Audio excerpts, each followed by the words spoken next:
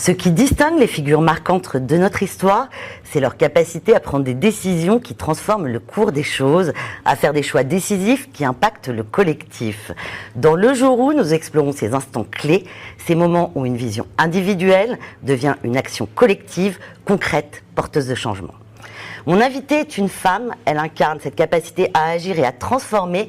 Muriel Pénicaud, ancienne ministre du Travail, a marqué la France avec ses réformes, en particulier sur l'emploi et la formation professionnelle.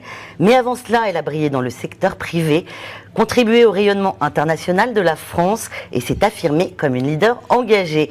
Aujourd'hui, nous allons explorer le jour où Muriel Pénicaud a pris une décision qui a changé le cours de sa carrière et peut-être le destin de beaucoup d'autres. Muriel, bienvenue et merci d'être avec nous. Bonjour Fanny, merci. Alors on va commencer par le cœur de notre émission.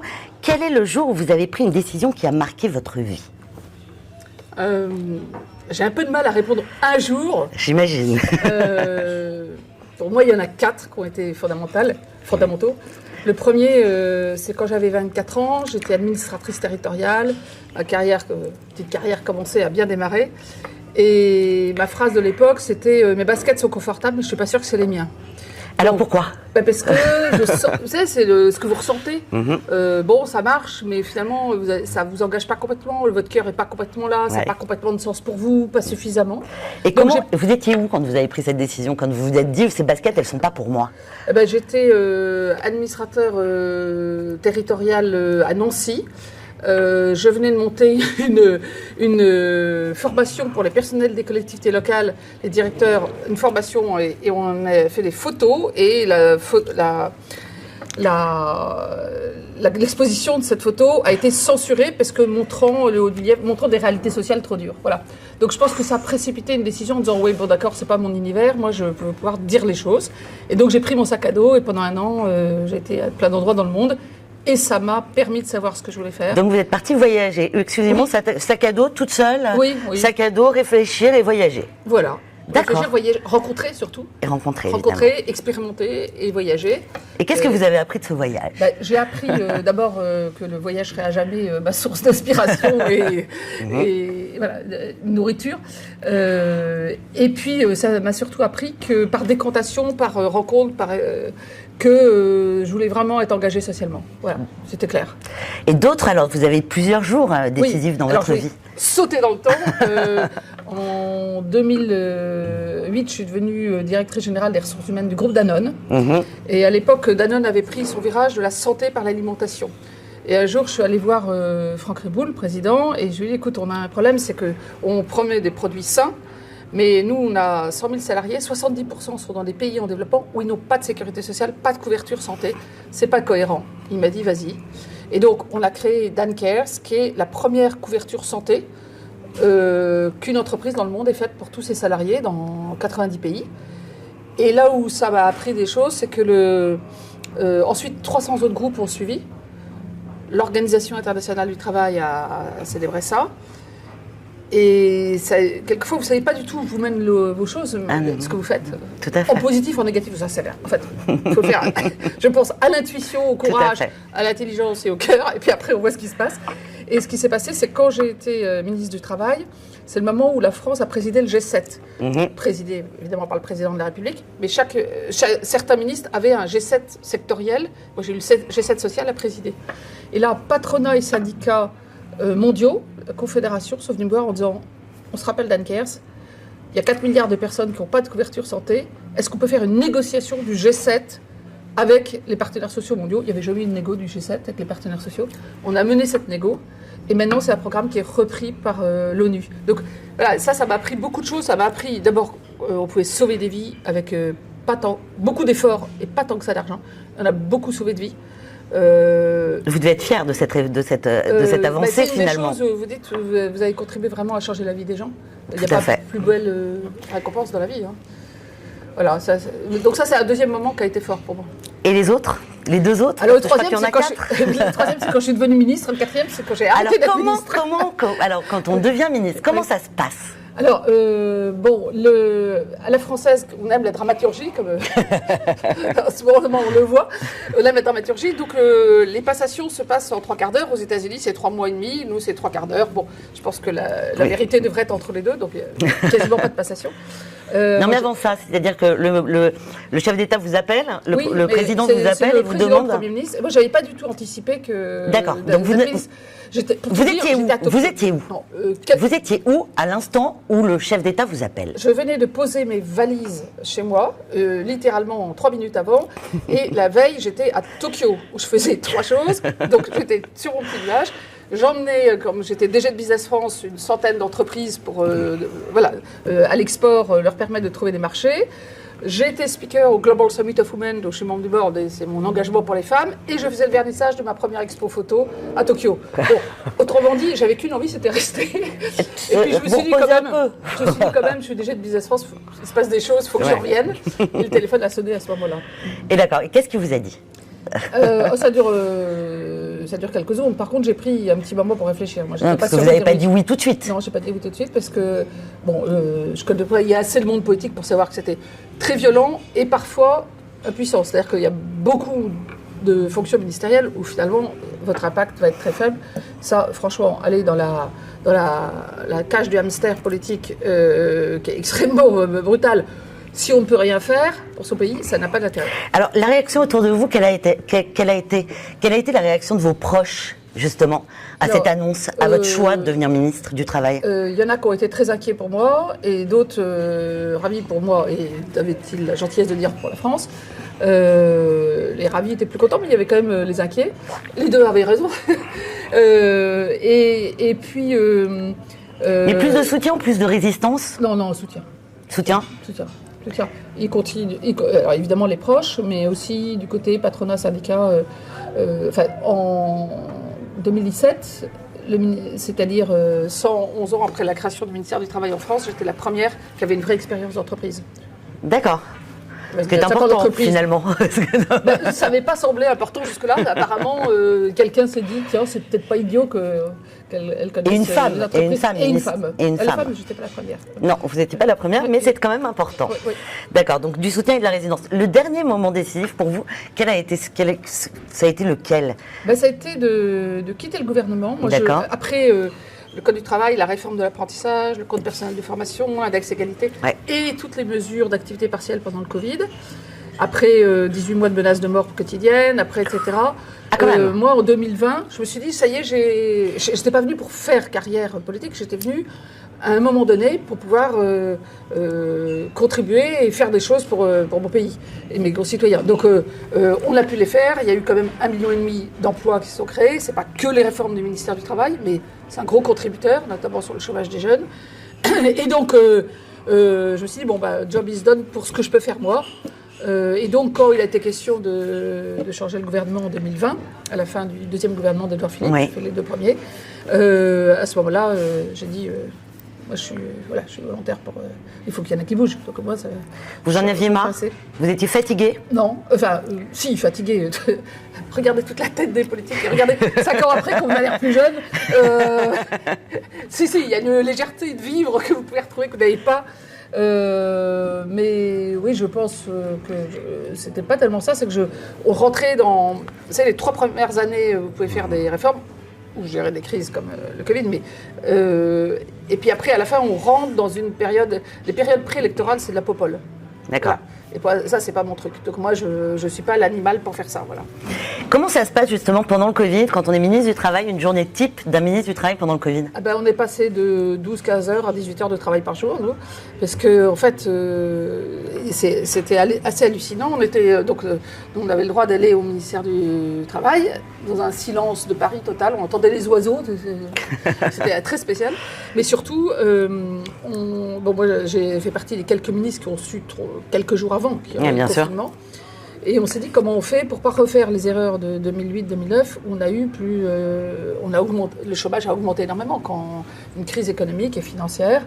Et là, on savait qu'on allait fermer une partie de l'économie. Donc, on a regardé ce qu'avaient fait les Allemands, qui avaient fait beaucoup mieux.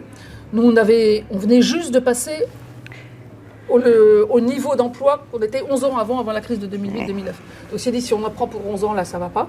Et donc, on a travaillé avec mon équipe et on a proposé, j'ai proposé au président et au Premier ministre qu'on mette en place un airbag sur l'emploi, c'est-à-dire l'activité partielle généralisée, pour à la fois sauver l'emploi des salariés, mais aussi sauver les compétences des entreprises pour qu'elles repartent derrière.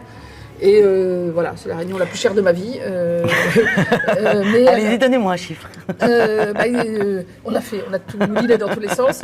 Et alors, on discute 2 heures. À la fin, ils me disent, bon, le président me dit, ok, on est convaincu. Il faut combien? Et là, c'est le moment où vous prenez votre respiration. Je dis, écoute, on ne sait pas si ça va durer 3 semaines, 3 mois, 3 ans. Donc on a pris une hypothèse à 2 ans, coup de bol, hein, enfin c'est... Ouais, c'est coup de bol. Ça s'appelle coup de bol. Parce qu'on ne savait rien du tout.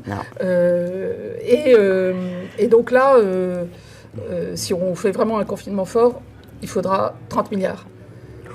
Et ça, à la fin, ça a été 28 milliards. Voilà. Mais si on ne l'avait pas fait, il y aurait eu un coût monstrueux humain, un coût monstrueux, on aurait passé aussi des dizaines de millions à la CDI. Et le PGE, là-dedans le PGE, alors c'était Bercy, donc on travaillait conjointement, j'imagine. Voilà, absolument, Bercy avec Bruno Le Maire et ses équipes, nous pour l'activité partielle.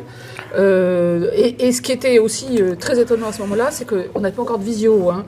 Non, j'imagine. Très moderne. Mais on faisait un call 3 fois par semaine. Je faisais un call avec les numéros 1 patronat et syndicats. D'accord. Les 3 représentants patronaux et 3 syndicats.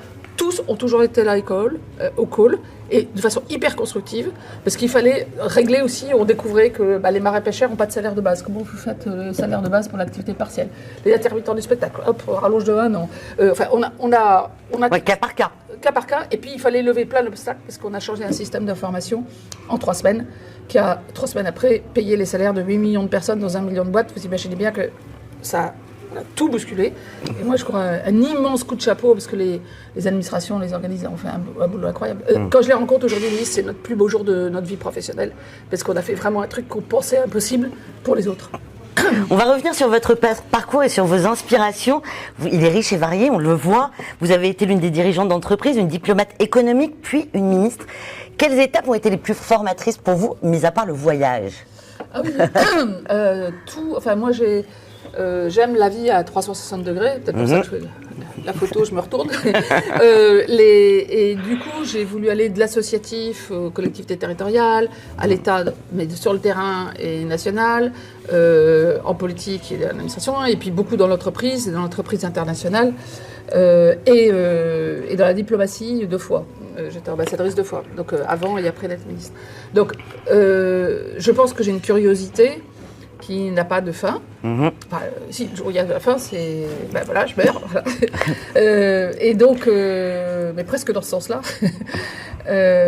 Donc, la curiosité et puis la passion de voir que ce qui me forme tout le temps, c'est... Je suis toujours stupéfaite, mais ça m'apprend des choses aussi, de voir à quel point il y a des gens engagés. Oui. On dirait pas, parce que... On les voit pas forcément. On a l'impression que le monde entier va mal et que tout va mal.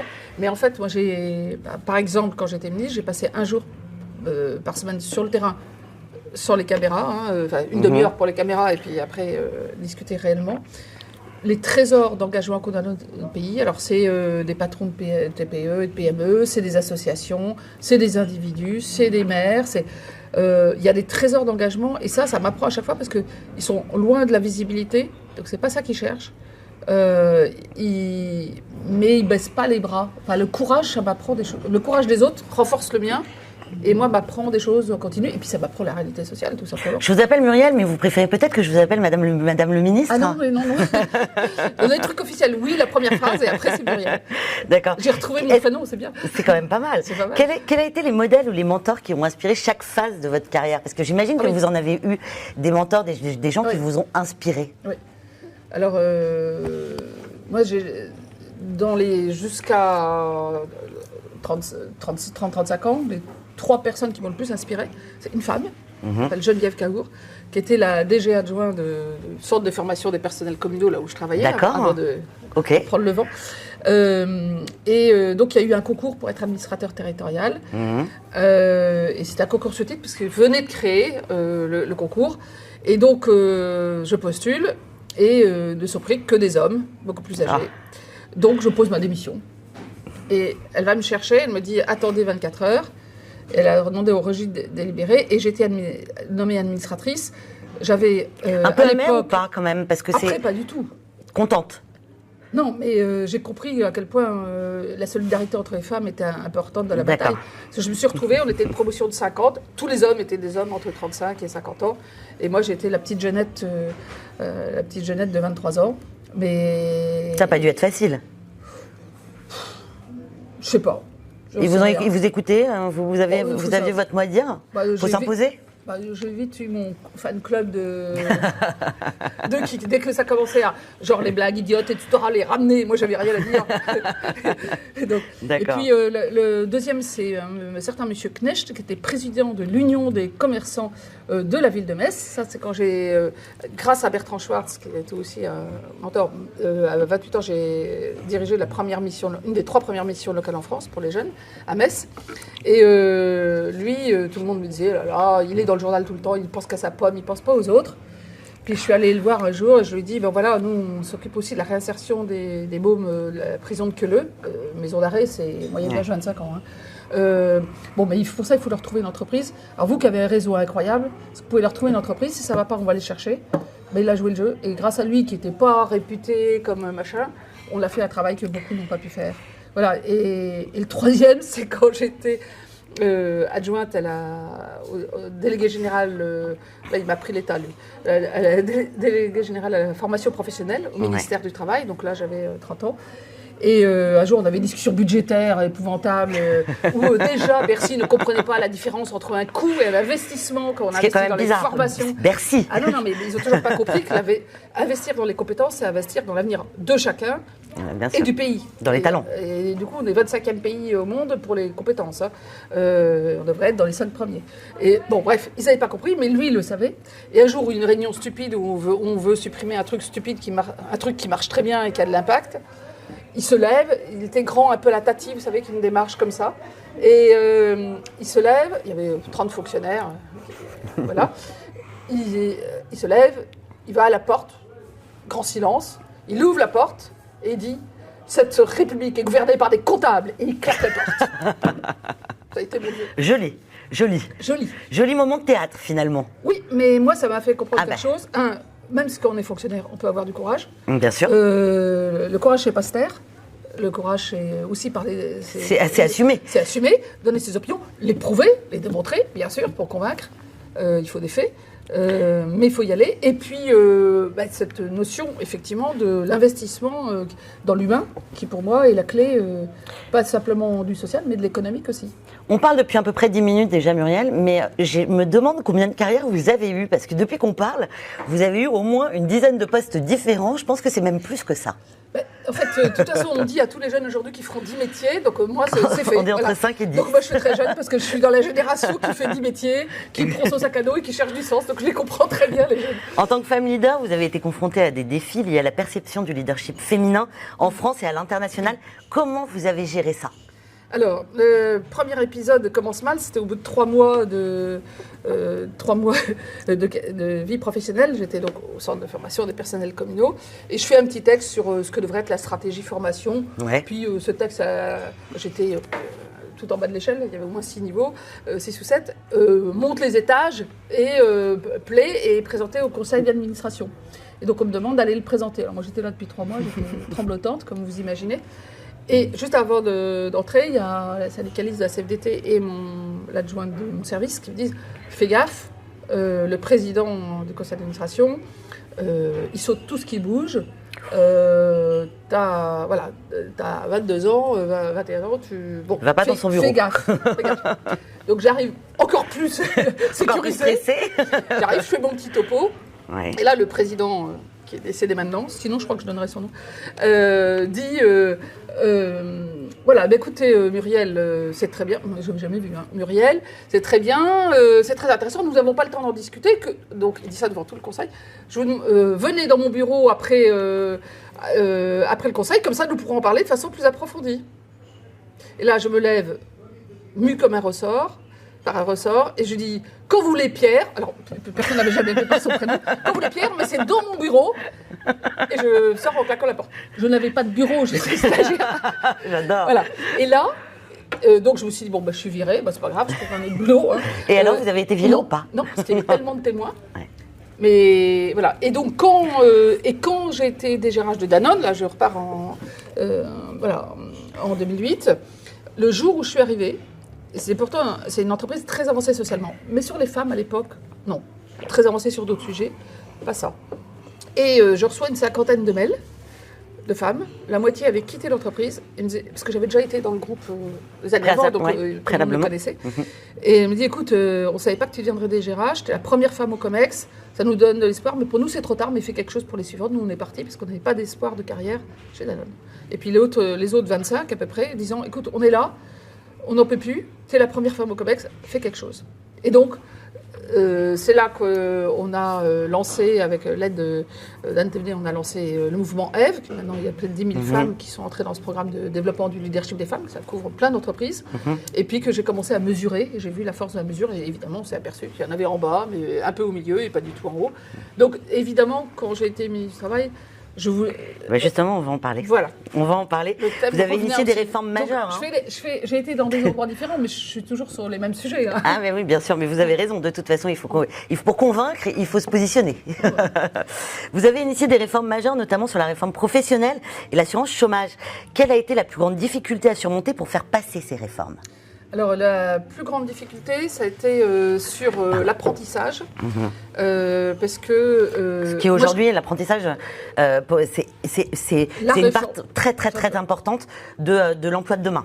De l'emploi de demain et je pense des réussites collectives qu'on a fait, parce qu'on est passé d'environ 300 000 apprentis à 1 million. Et moi, j'inaugure encore des CFA. 4 ans plus tard, on me demande. Je suis devenue un peu la marraine de l'apprentissage.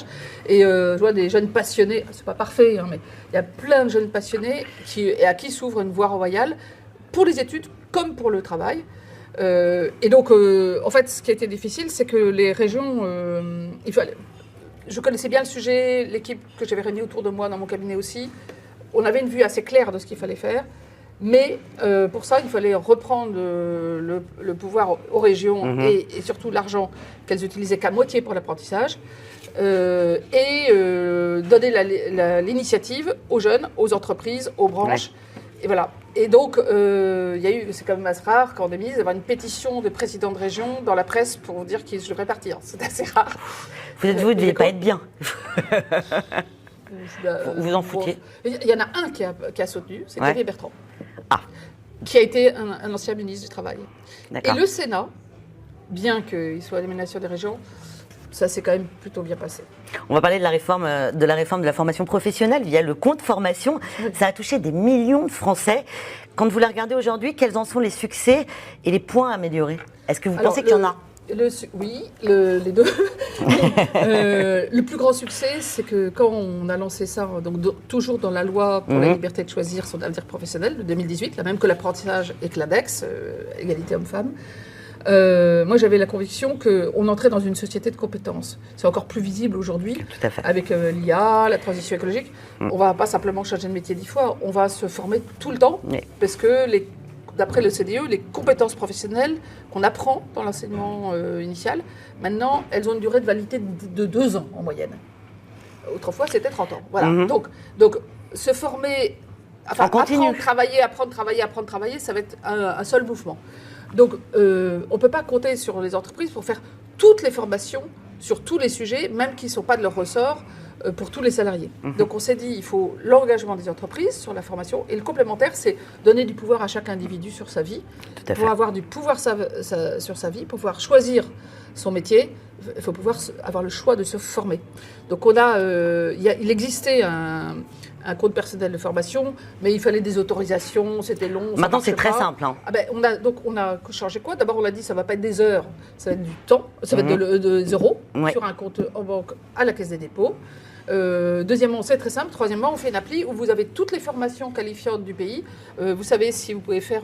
non, mais parce qu'on peut passer son permis, on peut tout faire avec le compte formation. On peut tout faire ce qui est professionnel, avec des titres professionnels. Et j'ai fait une exception pour le permis de conduire, parce qu'il y a tellement de gens qui ne peuvent pas prendre un emploi parce qu'ils n'ont pas les moyens de se passer le permis. Et c'est effectivement un des 5 best-sellers. Et l'autre, c'est la création d'entreprise, c'est le bilan de compétences et c'est la technologie et les langues. Évidemment. Donc ça, c'est et les points améliorés. Le grand succès, c'est qu'il y a eu 7 millions de personnes déjà. Ouais. Mais là-dedans, ce dont je suis, et nous sommes le plus fiers, c'est que 80% sont des ouvriers et des employés. Et on nous avait prédit, ça sera les cadres, comme d'habitude, ils qui iront. Non, les Français ont bien compris que c'est le passeport pour l'avenir pour eux. Tout à fait. Donc 80% d'ouvriers et d'employés, 50% de femmes qui avant y accédaient moins, et 20% de seniors qui ont bien compris que les entreprises, pour l'instant, ne misaient pas sur eux. Voilà. Donc c'est un vrai succès populaire d'émancipation sociale. Je regrette beaucoup que le gouvernement ait mis un reste à charge. Ait mis un reste à charge, c'est-à-dire que maintenant il faut payer 100 €. Alors, si vous êtes cadre supérieur et que vous faites un master, c'est pas un problème, ou même cadre. Mais pour ceux qui sont au SMIC, qui sont les premiers concernés, il y en a beaucoup maintenant que ça freine. Et dans les choses améliorées, il y avait des choses sur la qualité, le démarchage, etc., qui ont été faites. Il y a encore des améliorations techniques à faire, notamment, c'est un peu technique, mais comment les entreprises peuvent cofinancer avec les individus en co-payant. Enfin, voilà, il y a encore des choses techniques à faire. Très bien. Mais on est envié il y a plein de pays dans toute l'Europe, dans l'OCDE. On est le seul pays en Europe à avoir ce compte formation au monde. Il y a Singapour qui avait commencé, qui avait arrêté, et là qui vont probablement recommencer. Et par contre, il y a beaucoup de pays qui veulent le faire aussi. On va aller au sens plus large. En politique, les décisions sont souvent controversées. Vous en avez été victime souvent. Comment on gère les critiques, les pressions pour maintenir un cap ? D'abord, il faut mieux avoir une vision, parce que sinon, vous n'avez aucune chance de tenir un cap. Ça, c'est sûr. Non, mais ça paraît bête à dire, mais c'est... Parce qu'il y en a qui ne l'ont pas, de vision. Il y en a qui ont la vision électorale. Oui. Il y a des grands experts de la vision électorale. Je ne dis pas que ce n'est pas nécessaire, c'est nécessaire dans une démocratie. Quand ils sont trop en proportion, on n'a plus de vision pour le pays. Pour moi, il faut un dosage entre tout ça. Donc, le premier, c'est avoir la vision. Deuxièmement, on ne va jamais seul dans une bataille. Hein. Non. Sinon, ça s'appelle... Faut mieux pas. C'est suicidaire. Et puis, c'est surtout inutile parce que ça ne marche pas.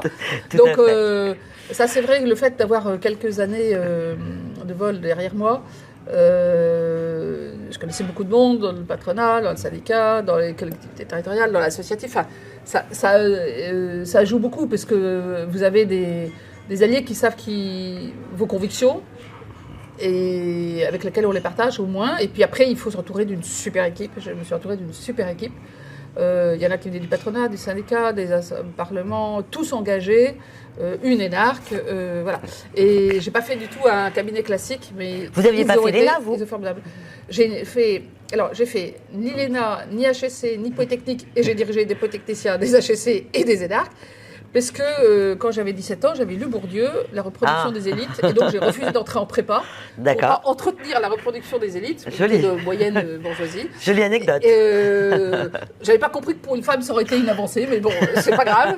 Mais je regrette pas parce que je suis allée en voyage. Je suis d'abord allée à Nanterre, à la fac de Nanterre, en histoire, en sciences de l'éducation. Le chemin est certainement plus long, mais il est plus riche, donc j'ai aucun regret. Vous avez été très engagée sur les enjeux sociaux comme la qualité de vie au travail. Quelles avancées souhaiteriez-vous voir encore dans ce domaine ? Je trouve qu'on avait, à un moment donné, on avait fait un rapport, c'est en 2000 je crois, après les suicides de France Télécom, on avait... Henri Lachmann qui présidait Schneider, Guy Larose qui était au bureau confédéral de la CGT et moi qui étais donc DGRH de Danone, le Premier ministre de l'époque, nous a confié un rapport à faire pour comment on évite. En fait, c'était éviter les risques psychosociaux. Et nous, on est allé un peu plus loin. On a parlé de bien-être et d'efficacité au travail. On a fait un petit rapport qui tient en 12 pages, qui est toujours sur Internet, qui est toujours cité, parce qu'en fait, il faut aller structurellement. Sur ces sujets-là, il faut que les conseils d'administration, il faut que les comités exécutifs s'en saisissent. Ce n'est pas un sujet juste pour faire du social à la fin.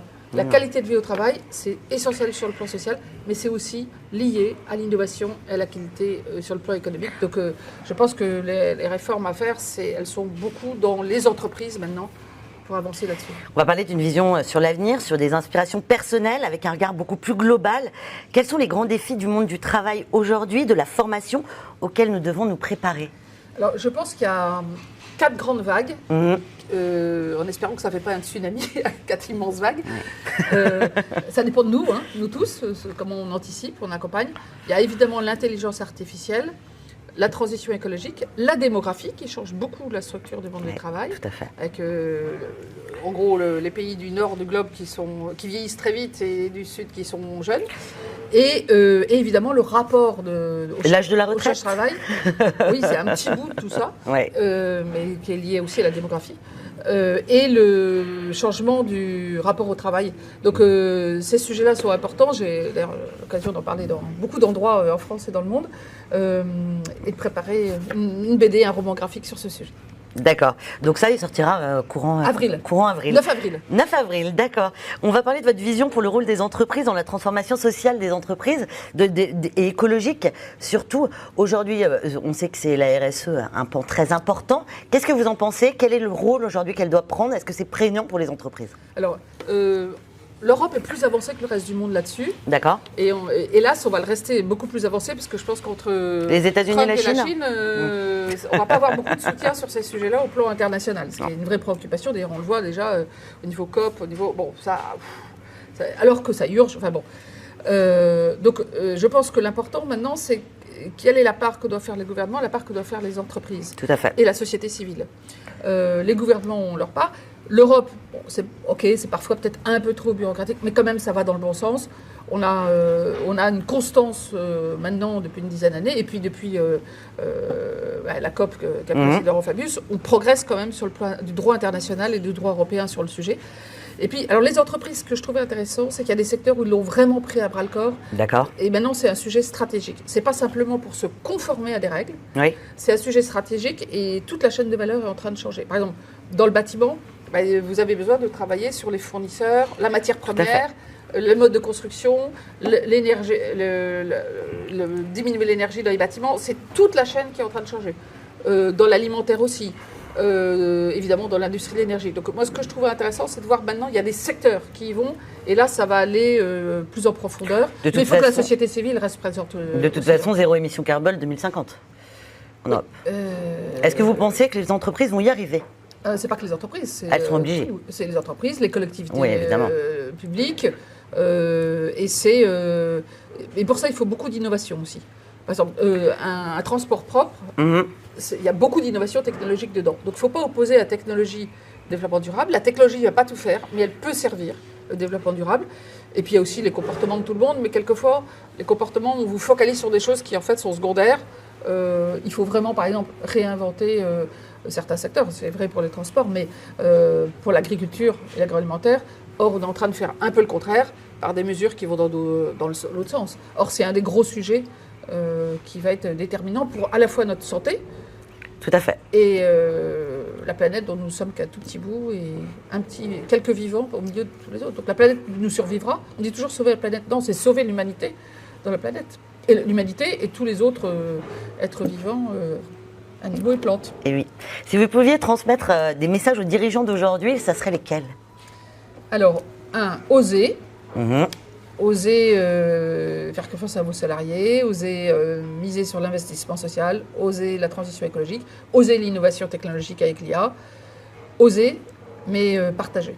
Le partage de la valeur est quelque chose qui aujourd'hui est insuffisant et les écarts de rémunération dans certains domaines tuent tout autre discours. Donc je pense que oser, soyez cohérents et... On va parler de votre rôle de photographe maintenant, parce que vous êtes aussi photographe à vos heures perdues. C'est un métier, c'est une passion pour la photographie? Alors c'est une passion que j'ai eue toute petite à 11 ans avec mon premier Polaroid de noir et blanc. Quand je vois sur la photo, il était énorme. C'était énorme. Et puis après, j'en ai fait un peu, j'ai un peu vite arrêté. C'était cher, l'argentique qu'il fallait développer, etc. Quand on n'avait pas de labo, c'était cher. Puis j'ai une vie professionnelle légèrement active. Un petit peu. Des enfants. Donc j'ai mis sous le boisseau longtemps. Et puis il y a 12 ans, je me suis aperçue que les braises étaient toujours rouges. Alors, je me suis dit, des fois qu'on vive qu'une vie, je vais prendre cette hypothèse. Je ne peux pas ne pas vivre cette vie-là. Donc j'ai commencé il y a 12 ans la photo. J'ai mes premières expositions à Paris, à Tokyo et à Pékin. Mais qu'est-ce que vous faites comme type de photo, Muriel Pénicaud? C'est toujours dur de parler de son... Ah, je sais. J'ai un livre, les éditions Skira viennent de sortir un livre qui s'appelle Matrice du monde. C'est une monographie de 150 de mes photos, pour les curieux. Voilà. D'accord. Mais disons que c'est la photo plutôt poétique, humaniste, principalement en couleur, sauf quand il s'agit de la liberté des femmes dans le monde où j'ai besoin du rouge. D'accord. Et donc j'avais commencé à exposer, j'ai dû faire une pause pendant la période ministre et ambassadeur, je n'avais pas le droit d'exposer, bon. Et j'ai recommencé cette année, et là en ce moment j'expose à Paris pour la deuxième fois de l'année, et puis janvier c'est Pondichéry, après c'est Barcelone, après c'est Milan. On va retrouver le voyage, à la fois pour partager, et puis à la fois pour recevoir, puis pour faire de nouvelles photos. Est-ce que vous faites de la retouche sur vos photos ou c'est des photos brutes, complètement brutes? Je fais des petites retouches. Parce que par exemple, une de mes sources d'inspiration, c'est l'envol de l'oiseau. Bon, l'oiseau envole au 1/6 millième de seconde. Vous avez parfois besoin de recadrer. Donc je fais des légères retouches. Mais ça ne m'amuse pas la retouche en fait. Il y a des gens qui ont le kiff de vraiment travailler sur l'ordinateur des heures, leurs photos. Moi, mon kiff, c'est la prise de vue. Comment en 1 millième de seconde, vous capturez quelque chose qui peut être Vous n'avez pas l'impression de perdre, justement, quand vous prenez la photo, de perdre l'instant parce que vous ne le regardez pas avec vos propres yeux? Ah non, c'est l'inverse. C'est que parce que je fais de la photographie, je crois que en permanence, enfin là, j'ai déjà pris 5 photos depuis le début de notre entretien. C'est vrai? Mon œil prend des photos tout le temps. Donc, de temps en temps, j'en prends une. Et puis, c'est tellement beau qu'un millième de seconde peut permettre de partager quelque chose qui est universel, qui est atemporel. Enfin, c'est magique, hein, la photo. Et c'est à la portée de tout le monde. Et il n'y a pas de barrière culturelle. Alors, je vais vous demander de résumer votre parcours en quelques mots. Et qu'est-ce que vous choisiriez de parler si je vous demandais de résumer votre parcours? Vous parleriez de quoi? Passion, engagement et découverte. Je dirais 3 mots, simplement? Déjà, ça fait pas mal, non? Ouais, c'est déjà bien. C'est déjà bien. J'ai une question. Quelle est la prochaine grande décision que vous espérez prendre ou que vous prendrez pour l'avenir, Muriel? Je ne sais pas, mais c'est très bizarre. J'ai vraiment l'impression d'être au début d'un nouveau cycle de vie. Ah, d'accord. Donc, vous en avez eu combien de cycles de vie, du coup? Je sais pas, mais... Quelques-uns. Oui, moi, je pourrais me dire à mon âge maintenant, ça va être un peu comme hier en moins bien. Pas du tout, c'est d'autres fenêtres. Par exemple, l'art permet des conversations sociales complètement différentes, soit avec les mêmes gens, soit avec d'autres gens. Donc ça m'ouvre des horizons. Des horizons. J'aime aussi l'écriture. Ah, vous écrivez aussi un petit peu? Oui, mais pour l'instant, c'était sous le pseudo. Mais bon, enfin, sauf les essais. Les essais engagés où je parle de ma vie de ministre et de dirigeant d'entreprise. Là, oui, bien sûr, avec mes convictions. Ça, c'est l'édition Human 6. Ça, c'est vraiment, c'est tout à fait officiel. Mais je sais pas. Mais j'ai envie d'explorer des nouveaux champs. Et votre conviction et par rapport aux femmes aujourd'hui dans le monde, qu'est-ce que vous mettez en place? Alors, moi, premièrement, je suis donc au Global Summit of Women dans plusieurs réseaux de femmes engagées dans le monde. Mais aussi, j'ai créé une fondation il y a 10 ans, 12 ans, qui s'appelle Sakura, parce que j'aime beaucoup le Japon, et où on aide des artistes engagés sur les sujets de société. D'accord. Et récemment, là, il y a quelques jours, on a décidé de s'engager encore plus sur le soutien aux femmes photographes dans le monde. Et notamment, en ce moment, on soutient une jeune Iranienne, on va soutenir une jeune Afghane qui sont exilées. Donc la cause des femmes, elle passe aussi par les photos, par les images, par l'émotion, par le partage. Et donc, voilà, ça fait partie des choses qui font partie de mes engagements et où je peux relier la cause des femmes et l'art. Donc, il y a plein de moyens d'aider. Et des défis politiques, non? Muriel Pénicaud en politique, tout ce dont on parle est politique, non? Oui, c'est vrai, c'est tout à fait juste. Moi, c'est tout à fait politique. C'est tout à fait juste. Politique dans le monde politique. Non, fini? Non. Moi, j'ai été très heureuse j'ai capitalisé sur des tas de choses que j'avais fait avant pour essayer de faire avancer l'emploi, les compétences pour les jeunes, l'égalité pour les femmes et pour tous les salariés. J'ai fait ce que j'ai pu. C'est pas parfait, mais on a fait quand même des grandes avancées et je pense qu'elles seront durables. Ça, c'est ce que je pouvais apporter de mieux. Mais bon, faire un truc parmi d'autres, moi, c'est pas moi, j'aime mieux être à 100% dans ce que je fais. C'est une autre manière d'avoir de l'influence, ce que je fais. Mes conférences, l'art, les conseils d'administration où je suis au plan international, je fais de l'influence aussi. Mais sous une autre forme, voilà. Très bien, très bien. Donc la prochaine grande décision, c'est finalement vous occuper de votre art et de vous occuper de votre photographie. Elle est déjà prise. C'est pas que la photo, mais l'art, la photo est maîtresse, quoi. D'accord. Pourquoi peinture Non, mais la dessin animé, mais il y a un dessinateur, parce que moi je sais pas. Ah oui, sur la bande dessinée. Il y a un grand dessinateur. Ouais. D'accord. Et là, vous en êtes où à peu près dans la préparation de cette bande dessinée? On en est à la colorisation, donc. Donc c'est quasiment fini. Ça sera annoncé à Angoulême, au Festival d'Angoulême, et donc, ça sort le 9 avril. Donc c'est un scoop. Voilà. C'est un scoop, absolument. Muriel Pénicaud, merci pour ce témoignage riche et inspirant. Nous espérons que ces partages guideront d'autres à faire des choix audacieux et impactants. Merci beaucoup d'être venu sur le plateau. Merci Fanny. À bientôt dans Le Jour Où.